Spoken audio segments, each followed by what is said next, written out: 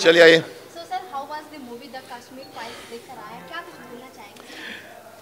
देखिए मैं पूरे कितने 2 घंटे के 3 घंटे के मुझे नहीं मालूम, 3 घंटे मैं 2.5 घंटे आंखें नहीं हटा सका फ्रेम से। इतनी इंड्रॉसिंग बात है, परफॉर्मेंस सुपर्ब है। और मैं तारीफ़ करना चाहूँगा विवेक अग्निहोत्री का, जिसने 30 साल पुराना सत्य, तू इधर आ, एक में भैया, एक उधर से तो मैं विवेक जी की तारीफ करना चाहूँगा, जिन्होंने 30 साल पुराना सच लोगों के सामने लाया। ये सच ऐसा होता है कि जैसे कहते हैं कि अगर आप गलत न्यूज़ दो तो आप पाप कर रहे हो, लेकिन अगर आप सच न्यूज़ हो उसको छुपा के रखो तो उससे भी बड़ा पाप होता है। क्यों छुपाया गया 30 सालों से, क्यों छुपाया गया 30 सालों से हमें इस सत्य से?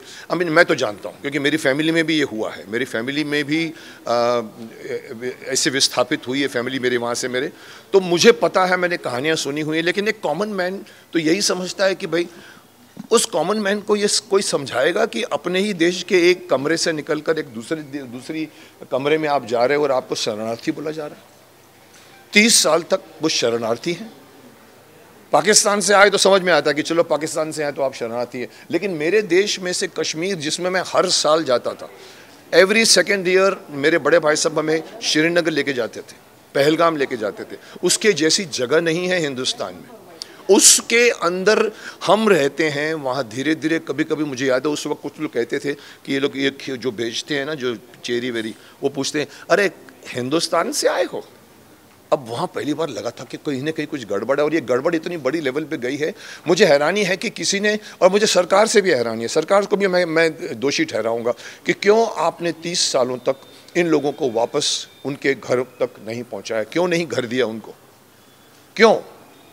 और अगर मोदी जी ने भी कहा था अपने 2014 के इलेक्शन जब जीत कर आए थे, बोला मैं हिंदू पंडितों को स्थापित करूंगा। मैंने कहा था अगर ये कर जाएंगे ना तो ये सुपर हीरो बन जाएंगे, शक्तिमान बन जाएंगे, लेकिन नहीं हुआ। 8 साल बीत गए हैं, अभी भी एक मेकर को एक ऐसी फिल्म बनानी पड़ती है जिसके ऊपर कंट्रोवर्सी खड़ी हो गई है। कई बड़े बड़े प्रमोशन नहीं करने दे रहे हैं, और मुझे हैरानी है उन बड़े बड़े जो सो कॉल्ड प्रमोट करते हैं अपने शो में पिक्चरों को, वो इनको नहीं करने दे रहा है। ये मुझे अंदर की बात बताई गई है, विवेक अग्निहोत्री ने खुद भी कहा है। और एक हैरानी की बात मैं कहना चाहूँगा, शेयर करना चाहूँगा, क्योंकि मैं उस डायरेक्टर को जानता हूँ, मेरे इंस्टीट्यूट से ही है, कश्मीरी पंडित खुद है। उनकी पत्नी का मैंने रिव्यू पढ़ा, मुझे हैरानी हुई कि क्या सोचकर आप कर रहे हैं। आपको समझ में नहीं आ रही कि ये सच हर शख्स तक पहुंचना चाहिए। तो मुझे हैरानी है कि भाई ये क्यों नहीं इसको, और इसीलिए ये खुशी है कि आगे आप कह रहे हैं कि भाई ये कौन बोल रहा है, ये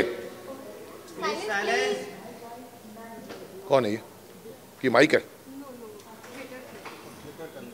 ओके चलिए, तो आई एम सॉरी। तो मैं ये कह रहा था कि you have to understand that this news has to reach every, और टैक्स फ्री हो रहा है। मुझे बताया गया कि लोग टैक्स फ्री कर रहे हैं, स्टेट ने, कुछ स्टेट्स ने कर भी दिया है। मैं चाहूँगा पूरे हिंदुस्तान में टैक्स फ्री करिए, इस फिल्म को प्रमोट करिए। अगर ये बड़े बड़े प्रोमोटर्स प्रमोट नहीं करते, एक बड़े हमारे इंडस्ट्री में लोग पता नहीं क्यों अपने आप को भारत से अलग प्रूव करते हैं। अगर ये भारतवासियों का दुख आपको समझ में नहीं आ रहा है तो आप हमारे देश के वासी नहीं हैं। अगर उनमें से भी ये लोग प्रमोट नहीं करते तो इस फिल्म को पब्लिक प्रमोट करेगी। जैसे मैं आज बोल रहा हूँ, आपने भी रिव्यूज़ देखे होंगे, इवन कॉमन मैन के रिव्यूज़ भी ऐसे आ रहे हैं। आई थिंक ये प्रमोशन पूरी पब्लिक करे और पब्लिक देखे, और मैं समझता हूँ ये फिल्म बहुत बड़ा ब्लॉकबस्टर बने, क्योंकि ये एक मकसद, एक छूटा हुआ लक्ष्य जिसको सरकार भी भूल गई है। जब हुई थी, मैं समझता 90 उस वक़्त सरकार कोई और थी, उस वक़्त नहीं हुआ। उसके बाद भी सरकार आई, फिर भी नहीं कुछ हुआ। लोग अपने अपने जगह पर क्यों?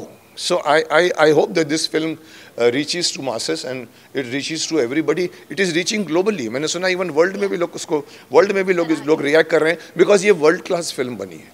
ये हमारे कॉमन 300 करोड़ की फिल्म नहीं है। 200 करोड़ की एक फिल्म अभी भी रिलीज़ हुई है जिसका नाम राधे श्याम, नाम इतना अच्छा रखा है, बट मैंने उसका भी रिव्यू पढ़ा तो थोड़ा सा निराशाजनक बात की। पैसे खर्च करने से फिल्म नहीं बनती। शक्तिमान पैसे खर्च करके नहीं बनी थी, स्टोरी थी ये। यस, और कोई मुद्दा ऐसा है जो अभी तक आपको लग रहा है कि छुपा हुआ है, लोगों के सामने आनी चाहिए, फिल्म बननी चाहिए उस पे? और मुद्दा बिसाइड्स दिस कश्मीर? कश्मीर और भी कोई ओवरऑल कोई भी ऐसा मुद्दा जो जानना जरूरी है देश कश्मीर के बारे में कि कश्मीर या कोई भी देश में कोई भी मुद्दा उठा दीजिए साहब। ऐसे तो बहुत मुद्दे हैं जो सबसे स्पेशल लग रहा हो कि बहुत लेट हो रही है, उस पर आनी चाहिए। जैसे आप कह रहे हो कि भी आर्टिकल 370 आ गया है, उसको हटाने की कोशिश की जा रही है। It has to be. मैं कई चीज़ें ऐसी हैं जो हमारे देश के प्राइम मिनिस्टर तक पहुंचनी चाहिए, नहीं पहुंचती। बहुत से मुद्दे हैं। हॉस्पिटलाइजेशन का सिस्टम चेंज होना चाहिए, एजुकेशन का सिस्टम चेंज होना चाहिए, एजुकेशन फ्री होनी चाहिए, हॉस्पिटलाइजेशन फ्री होना चाहिए। आज अगर हम हमारे देश की एक ही भाषा होनी चाहिए जिसको हम कहते हैं हिंदी है, और लोग कहते हैं नहीं साहब साउथ उसको वो करता है, अपोज करता है। साहब करने दो ना, क्या हमारा देश एक है? हमारा देश साउथ ईस्ट वेस्ट नॉर्थ नहीं है। वल्लभ भाई पटेल एक सार्वभौमिक राष्ट्र बनाकर गए थे ना, एक राष्ट्र। उसमें अगर बीच में अगर उधर से ममता वहाँ से कुछ बोले, साउथ वाले कुछ बोले, केरला वाले कुछ बोले और सरकार चुप रहे, नहीं साहब चुप कराइए, डंडे से चुप कराइए उनको। मैं ओपनली बोलता हूँ, देश में अभी एक ऑनेस्ट डंडा चाहिए। अच्छी अच्छी बातें पास नहीं होती, पार्लियामेंट में करोड़ों रुपये का लॉस हो जाता है, कुछ काम नहीं होता, तो वो करने की ज़रूरत है, एक पावरफुल सरकार। इसलिए मैं कहता हूँ कल इलेक्शन जो आया, यूपी का इलेक्शन, वो सिर्फ बीजेपी की जीत नहीं है, देश की जीत है। प्रचंड बहुमतों से आया। मैं चाहता हूं कि एवरी स्टेट में हमें रूलिंग सरकार, मैं इसलिए नहीं बोलता हूं कि मैं बीजेपी का हूं या मैं कांग्रेस का नहीं हूं या सपा का नहीं हूं। मैं इसलिए बोलता हूं कि देश को एक स्थिर सरकार चाहिए। 75% जब तक मेजोरिटी लेके वोट नहीं आएगी तब तक देश का कुछ नहीं होगा। यही होता रहेगा, वो उधर से वो खींचेगा, उधर से करेगा। सो आप पूछते क्या होना चाहिए? मैं समझता हूँ एक ऑनेस्ट डंडा होना चाहिए देश में जो असली बातों को ठीक करे। जी, हिजाब को लेकर भी काफी कंट्रोवर्सी हो रही है अपने देश में, उस पर क्या कुछ बोलना चाहेंगे आप? सर देखिए, धार्मिक मामले इतने हैं कि भड़काने में टाइम नहीं लगता। ये पॉलिटिक्स और ये राजनीतिज्ञ हैं जिनका माफ़ करना एक ही धर्म है, कैसे जीता जाए। ऑपोजिशन चाहती है कि मैं टांग मार के जो शासन कर रहा है उसको गिरा दूं और फिर बैठ जाऊं। करोगे क्या आप? हमने भी आपकी हिस्ट्री देखी हुई है। सो आप जो अच्छे काम है उसकी प्रशंसा कीजिए, बुरे काम को आप बुरा ही करिए। लेकिन यहाँ 100% बातों को आप बुरा बोलोगे तो लगेगा कि आपके मन में खोट है।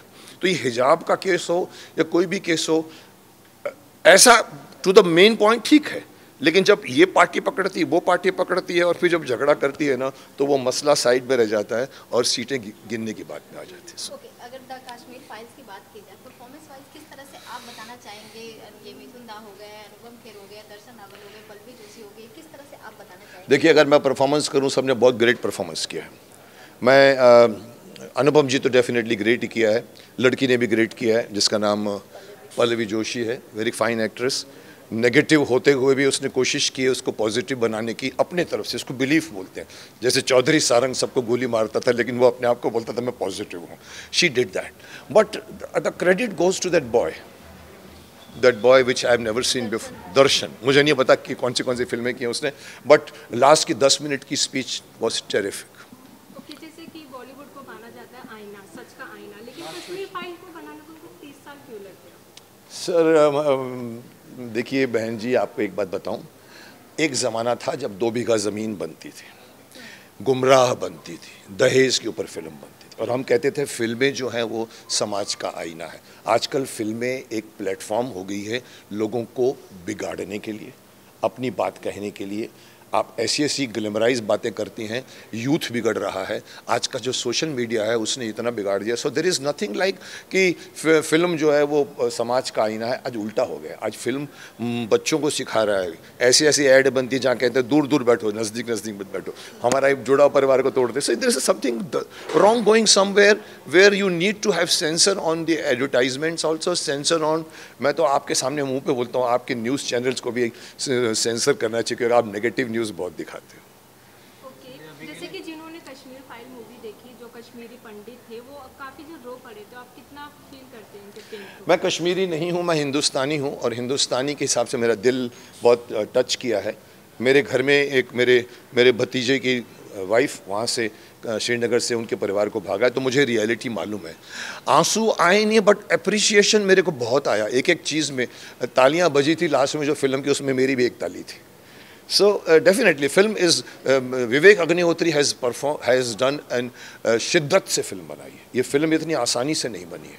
ये फिल्म की एक शॉट्स आप देखिए, शूट करने को बहुत टाइम लगा होगा, और ये एक ने उठाया है, तो मैं उसको कहूँगा विजयी भव।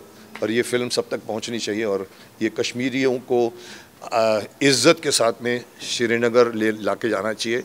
मिलिट्री के टैंक्स खड़े कर दो सामने और उनको प्रोटेक्शन दो।